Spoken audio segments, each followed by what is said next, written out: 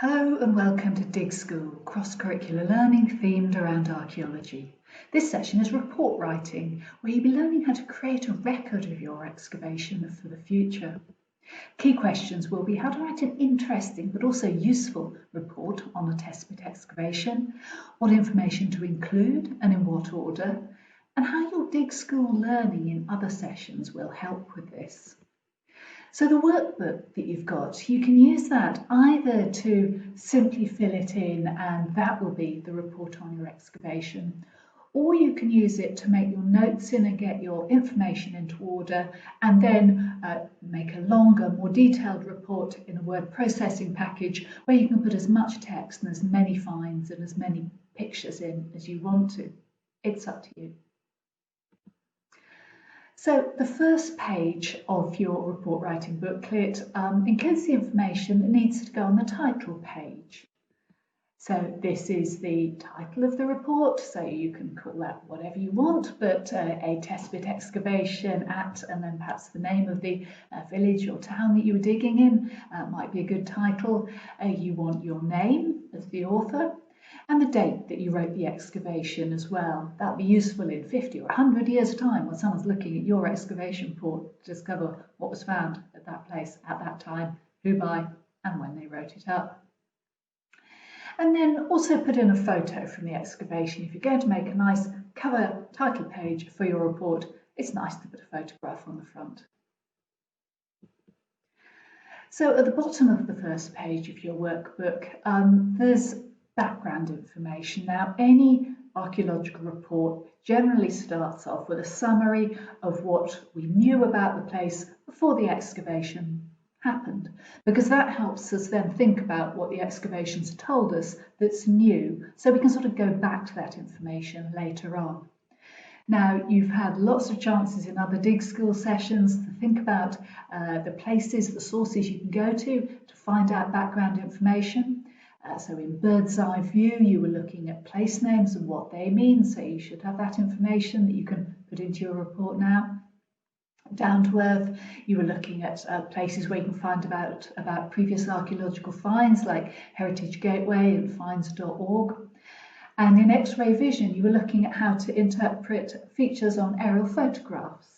So draw all that information together. So perhaps take a couple of minutes now just to write yourself down a list of everything you want to go back to and include in the report, or take a bit longer to actually write out a detailed summary of what you can remember about the background. What did you already know about the place where you were digging?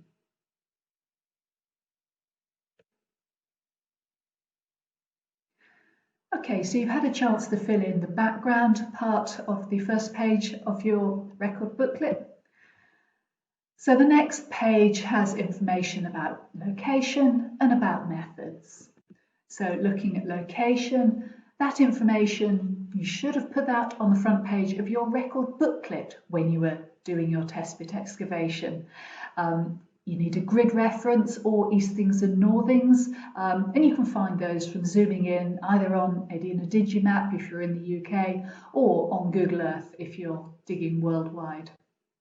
So put that locational information in. It's really important to remember you drew a map as well, showing precisely where the test pit was in the place you're digging. So you just copy that in from your record booklet into the location information on the top of that page there.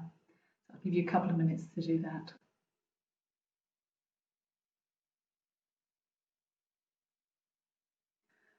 Okay, so you've had a chance to put the location information in, so anyone reading your report will know precisely where your test pit was excavated, just in case they want to go back there and maybe do a bigger dig to see if they can find more of what you found.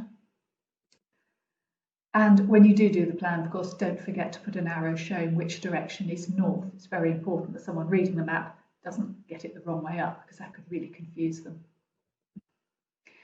Then the bottom of that page is where you put your methods in. And this is just a technical thing really, because it'll help someone reading your report assess how reliable your evidence is. They'll obviously want to know whether you got a mechanical earth mover in and just took out a couple of big bucket scrapes and chucked it on a heap and then didn't even look at it, in which case the fact that you haven't found anything won't be very significant because you didn't look.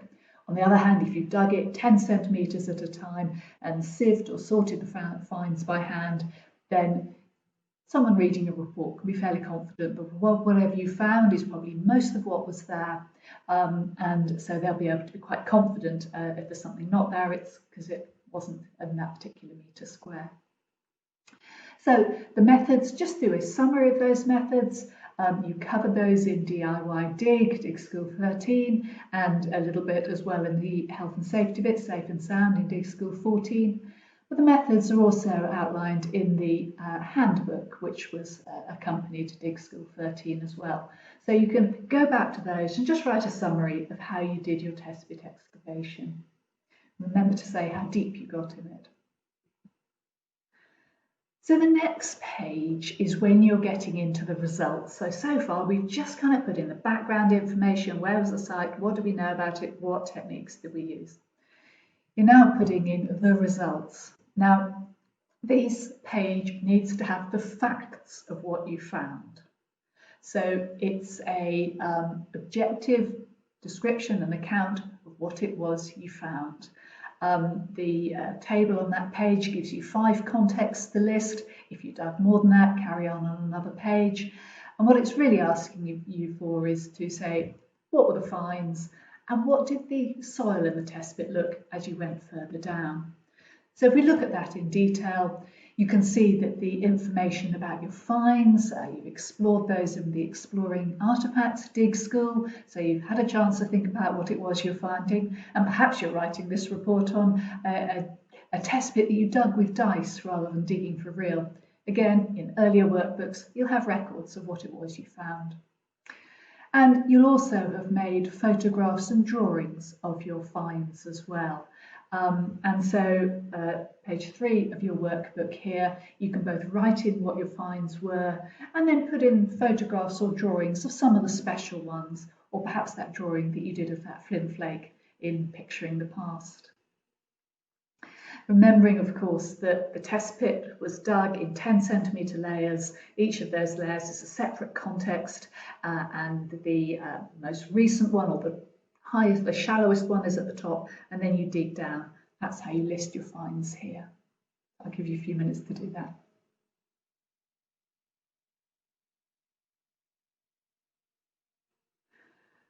Okay, so once you've written a list of all your finds and you've decided which photographs and drawings are the special ones that you really want to go into your report, makes your report much more readable, but it's also very informative for someone reading it to be able to see the details of your drawings. As you found out with the flint drawing or the pottery drawing, it shows things that aren't obvious often from photographs. So the final page of the record booklet is the discussion section and the conclusions. Now the discussion section is when you put in your ideas about what you think your finds mean. What's their significance? What are they telling us? So whereas the previous page was just the simple facts, I found a piece of pottery, it was blue and white, its dates to the Victorian period, this is your interpretation of what you think those finds mean. It's very important to keep your objective description of the facts and your interpretive analysis of what the significance of those finds is separate. Because anyone reading your report, they may have different ideas about the significance of your finds, and that's fine.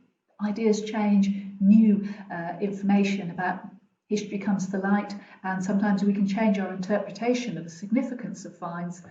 But the fact that those were the finds that were found, that won't change. So you need to keep your description of your data separate from your ideas. So this section, the discussion section, is a chance for you to really work with ideas. Now we looked at that in quite a few Dig School sessions. So Dunce the Dig looked at the meaning of sort of unintentionally left behind stuff. Call My Bluff looked at the sort of different sorts of uses that artefacts can be put to. Animal Farm looked at animal bones and what they can tell us about what was going on in the past. And in What's the Story, Dig Skill 16, that explored how to sort of tell a story of the finds, how to weave them in together in a what do I think it all means. So this is your chance to do that for the finds you made and to have a think about what the story is. Again, if you need more space, just carry on another sheet of paper.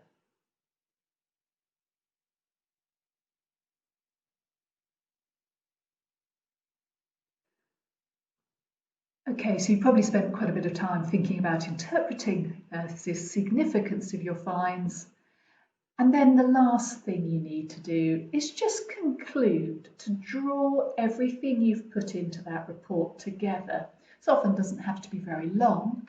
And this is really about drawing conclusions about what you think the discoveries you've made are telling you about the place where those finds came from. You've already looked in several other dig skills about what finds can reveal about how settlements of villages and towns that we live in developed in the past. So you can go back and have a look at tracing places and pits in place to remind yourself about what finds can tell you about how old settlements are and how common or uncommon pottery of different dates is. Changing rooms. In changing rooms, you explored how things change over time, and that's another thing to put in the conclusion is sort of how well did your dig go? What might have been missing? What evidence isn't there? You've discussed the evidence that is there, you've talked about your ideas about that, but what might be missing? And that'll be a great springboard on for you then to think about what do you recommend for someone who is coming back to do some more digging there or digging nearby? What would you suggest based on what you found, what you think it's told you, and what you'd still like to know? And again, there are other dig schools like History CSI, A Thorny Problem, and What's the Story, which have given you a chance to think about explanations for collections of finds or particularly strange things that have turned up and trying to puzzle out the story of those. And when you've filled in those 4 boxes or got your ideas about what you want to put in your longer report, the last thing to put into your report is acknowledgements. Just remember to think about anyone who's helped you. Maybe it's someone who gave you permission to dig in their garden. Maybe it's a teacher or family member who really helped. Maybe it's someone who just popped by and offered you a drink when you were really fancying a bit of something to drink because you're getting a bit tired from all the digging. Anyone who's helped you with it, it's always nice to say thank you.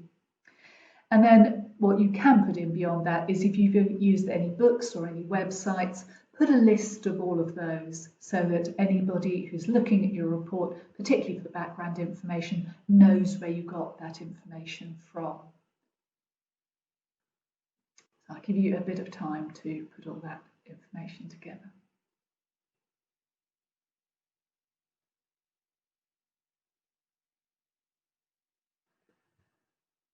So once you've assembled all of that information, if you've written it up neatly in your workbook, that will be a brilliant report on your excavation. It's got what you found, what you think it means is in there, the permanent record of exactly where it came from as well. And that'll be useful to people in the future who may have new techniques or new ideas about things that we haven't even thought of yet. So send a copy of your report in to us at Dig School and we'll make sure it gets recorded properly and sent up to archive. And the report you have made will then be essentially exactly like any other archaeological report. Here's a report on a single test pit excavation in one garden, and you can see perhaps in the contents there that it follows exactly that same structure. There's a summary at the beginning, so that's just a little short bit that sort of tells someone basically what the report's about. Then there's the introduction, then there's the location information, background information, the methodology, the methods that have been used, an account of what was found, and then the discussion of it, followed by a conclusion. So just to show you what some of these pages look like in a more detailed report, and if you're an older student, you might be interested in doing a more detailed report, you can see you've got a couple of maps have been pasted in there, so you can see where the test bit is, right from a whole map of England and Wales right down to the sort of individual spot within the garden. There's a short section on the archaeological background. There was very little information about that, so it's a very short section. There's then the methodology, which is very standardised. You don't have to think about that too much. It just needs to be put into the report.